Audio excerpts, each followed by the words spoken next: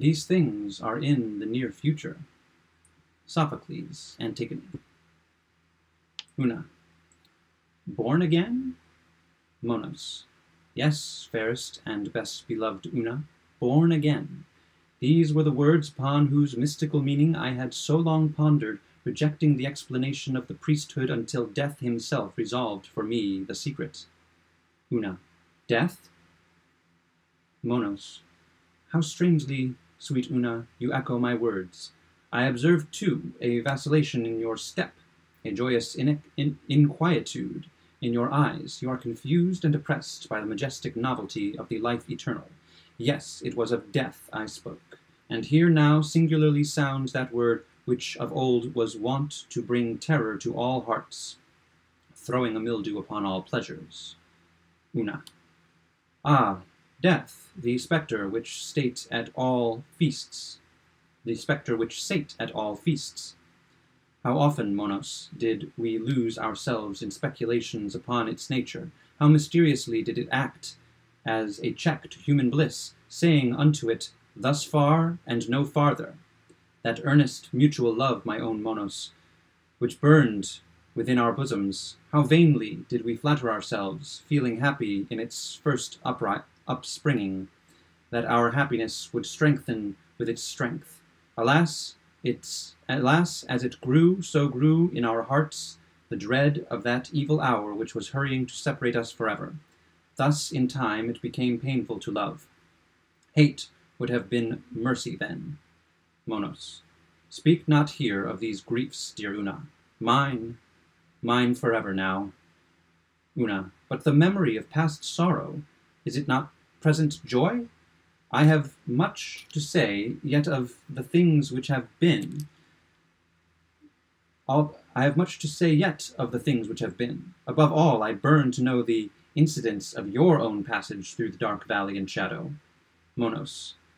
And when did the radiant Una ask anything of her Monos in vain? I will be minute in relating all, but at what point shall the weird narrative begin? Una. At what point? Monos. You have said. Una. Monos, I comprehend you. In death we have both learned the propensity of man to define the indefinable. I will not say, then, commence with the moment of life's cessation, but commence with that sad, sad instant when, the fever having abandoned you, you sank into a breathless and motionless torpor, and I pressed down your pallid eyelids with the passionate fingers of love. Monos. One word first, my Una, in regard to man's general condition at this epoch. You will remember that one or two of the wise among our forefathers, wise in fact, although not in the world's esteem, had ventured to doubt the propriety of the term improvement as applied to the progress of our civilization. There were periods in each of the 5 or 6 centuries immediately preceding our dissolution, when arose some vigorous intellect, boldly contending for those principles whose truth appears now to our disenfranchised reason so utterly obvious, principles which should have taught our race to submit to the guidance of the natural laws rather than attempt their control. At long intervals, some masterminds appeared, looking upon each advance in practical science as a retrogradation in the true utility. Occasionally, the poetic intellect, that intellect which we now feel to have been the most exalted of all, since those truths to us were of the most enduring importance, could only be reached by that analogy which speaks in proof tones to the imagination alone, and to the unaided reason bears no weight. Occasionally did this poetic intellect proceed a step farther in the evolving of the vague idea of the philosophic, and find in the mystic parable that tells of the tree of knowledge and of its forbidden fruit, death producing a distinct intimation that knowledge was not meet for man in the infant condition of his soul.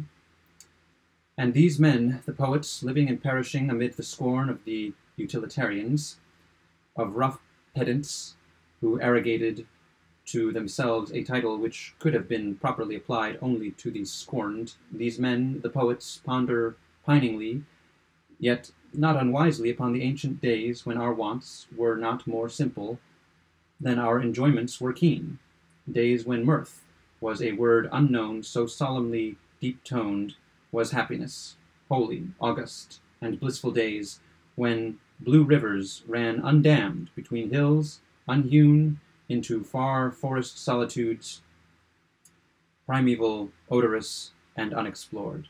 Yet these noble exceptions from the general misrule served but to strengthen it by opposition. Alas, we had fallen upon the most evil of all our evil days. The great movement that was the cant term went on, a diseased commotion, moral and physical. Art, the arts, arose supreme, and once enthroned, cast chains upon the intellect which had elevated them to power. Man, because he could not but acknowledge the majesty of nature, fell into childish exultation at his acquired and still increasing dominion over her elements. Even while he stalked a god in his own fancy, an infantile imbecility came over him. As might be supposed from the origin of his disorder, he grew infected with system and with abstraction. He enwrapped himself in generalities, among other odd ideas. That of universal equality gained ground, and in the face of analogy and of God, in despite of the loud warning voice of the laws of gradation so visibly pervading all things in earth and heaven, wild attempts at an omniprevalent democracy were made. Yet this evil sprang necessarily from the leading evil, knowledge. Man could not both know and succumb. Meantime, huge smoking cities arose, innumerable. Green leaves shrank before the hot breath of furnaces. The fair face of nature was deformed as with the ravages of some loathsome disease. And methinks, sweet Una, even our slumbering sense of the forced and of the far-fetched might have arrested us here. But now it appears that we had worked out our own destruction in the perversion of our taste, or rather in the blind neglect of its culture in the schools, for in truth it was at this crisis that taste alone, that faculty which, holding a middle position between the pure intellect and the moral sense, could never safely have been disregarded, it is now that taste alone could have led us gently back to beauty, to nature, and to life. But alas, for the pure contemplative spirit of majestic intuition of Plato, alas, for that which he justly regarded as all-sufficient education for the soul. Alas for him and for it, since both were most desperately needed when both were most entirely forgotten or despised.